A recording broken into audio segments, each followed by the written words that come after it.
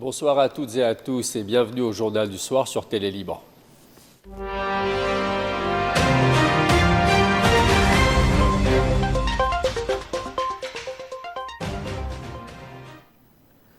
Une visite diplomatique de premier plan. Le président libanais Joseph Aoun est en Arabie Saoudite pour sa première visite officielle à l'étranger depuis son investiture.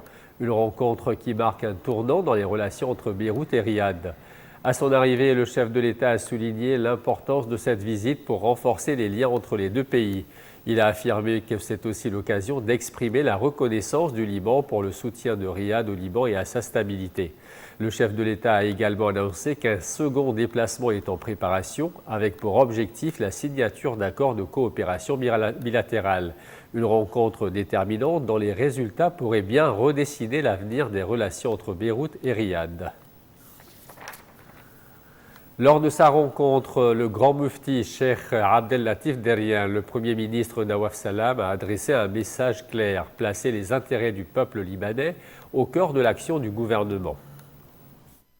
Le Premier ministre Nawaf Salam a réaffirmé la volonté du gouvernement d'engager des réformes profondes et d'œuvrer pour le retrait total de l'ennemi israélien des territoires libanais conformément aux accords internationaux. Il a souligné que son gouvernement mettra tout en œuvre pour renforcer les institutions de l'État, améliorer les services publics et alléger les difficultés des citoyens. Il a également insisté au renforcement des relations du Liban avec les pays arabes et les partenaires internationaux. Parmi les priorités évoquées, l'amélioration des infrastructures essentielles telles que l'eau, l'électricité et les routes, mais aussi la réforme économique et financière, notamment la question des fonds des déposants. Enfin, il a promis une action rapide en faveur de la justice, notamment pour les détenus n'ayant pas été jugés depuis des années, soulignant la nécessité de rendre des verdicts équitables. Par ailleurs, l'ONU alerte sur la malnutrition des enfants au Liban au point d'évoquer une situation alarmante. En effet, le Fonds des Nations Unies pour l'enfance, l'UNICEF, tire la sonnette d'alarme sur l'état nutritionnel des enfants au Liban, notamment dans l'est du pays. Ce conflit a occasionné des conséquences humanitaires très lourdes. Une enquête de l'UNICEF menée en janvier révèle que 51% des enfants de moins de 2 ans à Baalbek el-Hermel souffrent d'insécurité alimentaire sévère. 45% des enfants dans la Bekaa sont touchés contre 28% en 2023.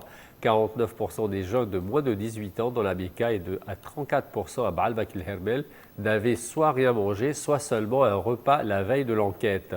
En plus de la malnutrition, 72% des parents signalent que leurs enfants souffrent d'anxiété et 62% de dépression. L'UNICEF exhorte le nouveau gouvernement libanais à faire de la protection des enfants une priorité alors que le pays traverse une crise économique sans précédent depuis 2019.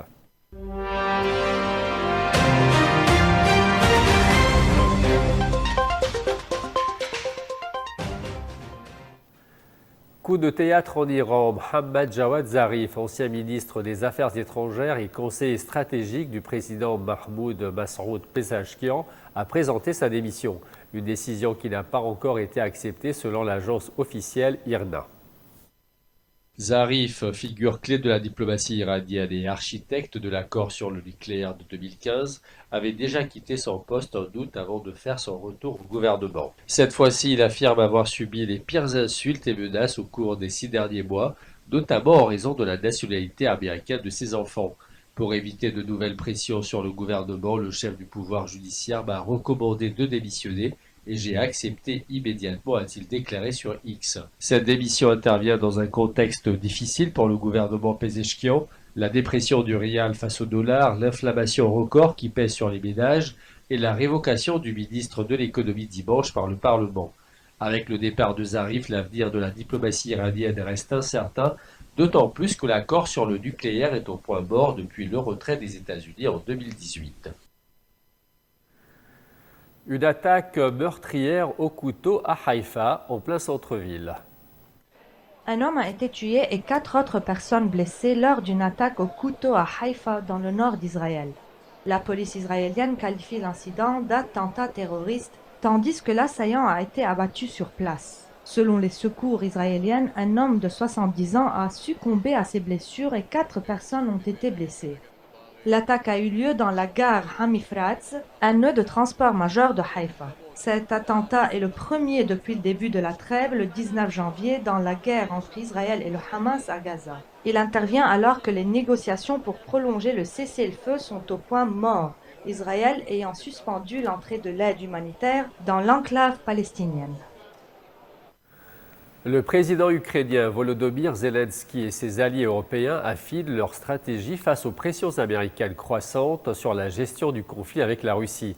Après une réunion dimanche à Londres, les dirigeants européens ont réaffirmé leur soutien à Kiev et cherchent à convaincre le président américain Donald Trump de maintenir son engagement. Le président ukrainien a annoncé vouloir définir des positions communes avec ses alliés afin de les présenter à Washington. Son objectif, obtenir une paix durable tout en préservant les intérêts de l'Ukraine. Mais la tension est montée ces derniers jours. Lors de sa visite à la Maison-Blanche, Trump a critiqué Zelensky en direct, lui reprochant de ne pas vouloir négocier avec Moscou. En réponse, le président ukrainien a écourté son séjour à Washington, refusant de signer un accord sur l'exploitation des minerais ukrainiens par les États-Unis.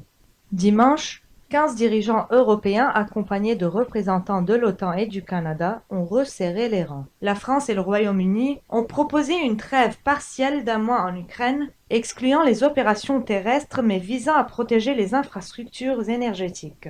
La présidente de la Commission européenne, Ursula von der Leyen, prévoit d'annoncer un plan de réarmement massif pour le continent. L'Allemagne rappelle son engagement avec 44 milliards d'euros d'aide à Kiev. Et la Pologne met en garde contre tout recul face à la Russie.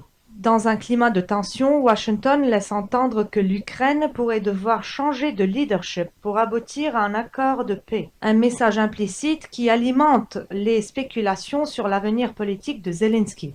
Il ne serait pas facile de me remplacer, a-t-il répondu, tout en réaffirmant que l'adhésion de l'Ukraine à l'OTAN reste sa priorité absolue. Et de la culture pour toute la semaine avec l'agenda culturel.